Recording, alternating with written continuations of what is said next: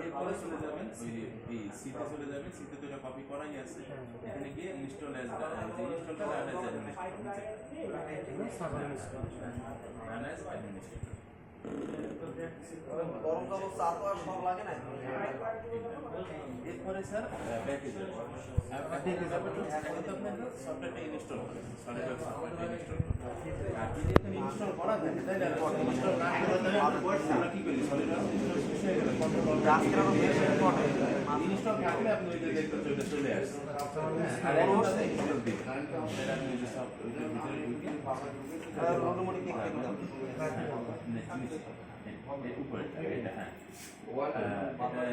এটা নাম ই করার নাই, ডিভিডিটা মনে হয় এখন এইটা দেখা যাচ্ছে না। এটা আপনি ডিভিডিটা ই করেন, রাইট বাটন ক্লিক করে এটা হ্যাঁ ওপেন উইথ নিচেরটা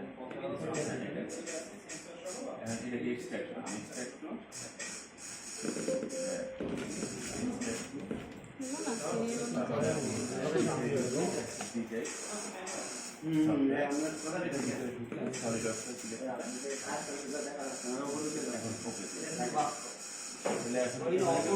আপনি